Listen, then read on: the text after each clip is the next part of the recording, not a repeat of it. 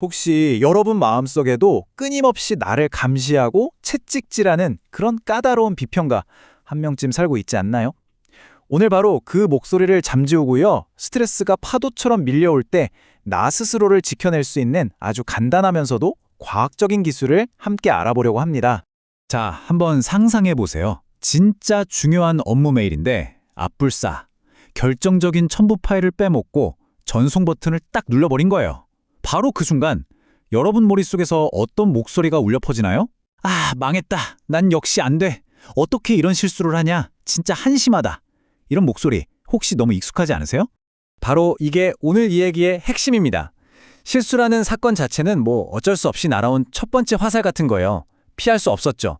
하지만 진짜 우리를 더 깊이 아프게 하는 건 바로 그 실수에 대해서 스스로를 혹독하게 비난하면서 내 가슴에 직접 쏘아박는 두 번째 화살입니다. 그런데 정말 다행인 건요. 이 두 번째 화살만큼은 우리가 멈출 수 있다는 겁니다. 내 안의 비평가를 잠재우는 거, 이건 단순히 의지를 다져야지 하는 문제가 아니에요. 이건 무슨 마법 같은 게 아니라 우리 뇌의 작동 원리를 이용해서 감정을 조절하는 아주 명백한 생물학적인 기술입니다. 자, 지금부터 그 원리를 제대로 한번 파헤쳐보죠. 우리 뇌에는요, 크게 두 가지 안전 시스템이 있어요.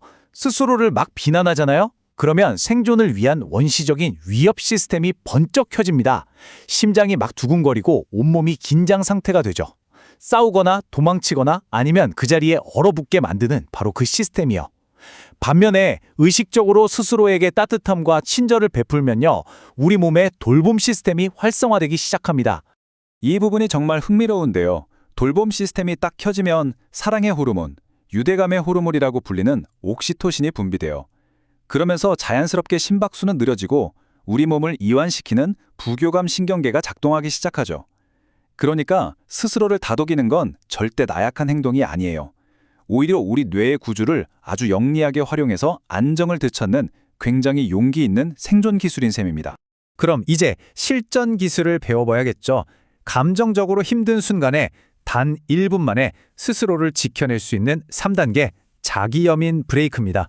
이건 마치 여러분 주머니에 항상 넣어 다닐 수 있는 마음의 구급상자라고 생각하시면 딱 맞아요.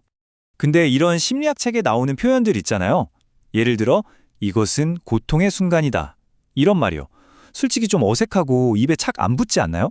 괜찮아요. 중요한 건 어떤 특정한 단어를 읊는 게 아니라 나를 대하는 따뜻한 태도거든요. 이 표를 한번 보세요. 교과서에 나오는 문장을 나에게 가장 편안하고 와닿는 나만의 혼잣말로 바꾸는 게 핵심입니다. 자, 3단계는 이렇습니다. 첫째, 마음 챙김. 아, 지금 내가 정말 힘들구나. 이걸 외면하지 않고 솔직하게 딱 인정해 주는 거예요. 둘째, 보편적 인간성. 왜 나만 이 모양일까 하는 고립감에서 벗어나서 아니야, 인간이라면 누구나 이런 일 겪을 수 있어 라고 생각하면서 세상과 연결감을 느끼는 거죠. 그리고 마지막 셋째, 자기 친절. 상처받은 나에게 이 세상에서 가장 다정한 친구가 되어주는 겁니다.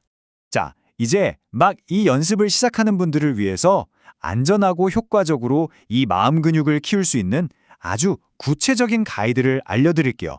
시작할 때 가장 중요한 규칙, 이거 정말 중요합니다. 처음에는요, 스트레스 강도를 10점 만점이라고 했을 때 한 3점에서 4점 정도 되는 감당할 만한 스트레스 상황으로만 연습을 시작해야 합니다. 헬스장에서 처음부터 막 100kg짜리 역기를 들면 근육이 다치는 거랑 똑같아요. 우리 마음 근육도 마찬가지입니다.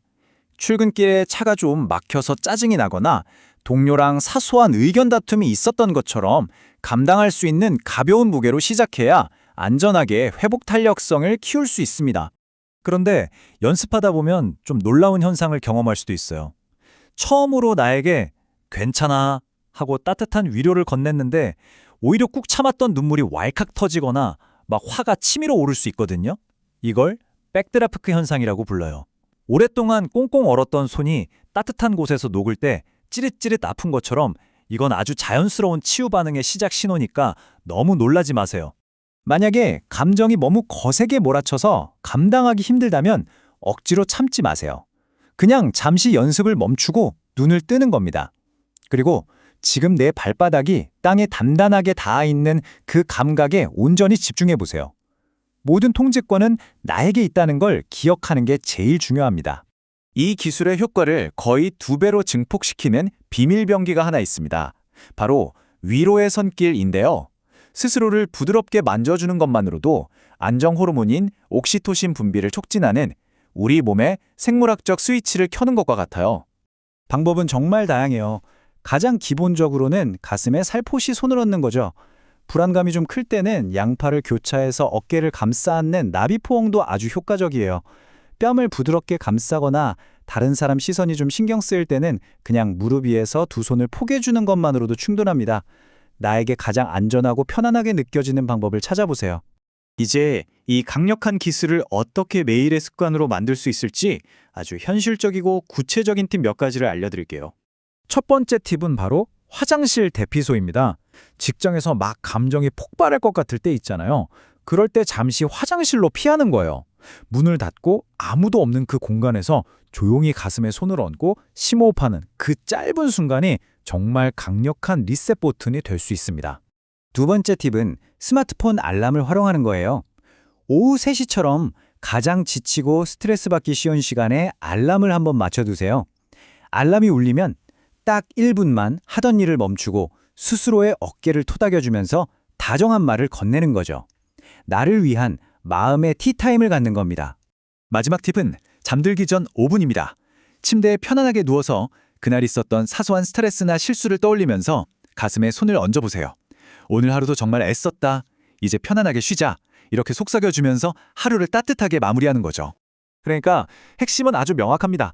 살면서 외부에서 날아오는 상처, 그러니까 그 첫 번째 화살은 우리가 통제할 수 없을지도 몰라요. 하지만 그 상처를 곱씹으면서 스스로를 공격하는 그 두 번째 화살은 우리의 의식적인 연습으로 얼마든지 멈출 수 있습니다. 오늘 이야기를 마치면서 마지막으로 질문 하나를 남깁니다. 오늘 하루, 당신은 당신의 마음에 어떤 종류의 친구가 되어주시겠어요? 이 세상에서 가장 든든하고 다정한 평생의 친구가 되어주는 연습, 바로 지금 이 순간부터 시작해 보시길 바랍니다.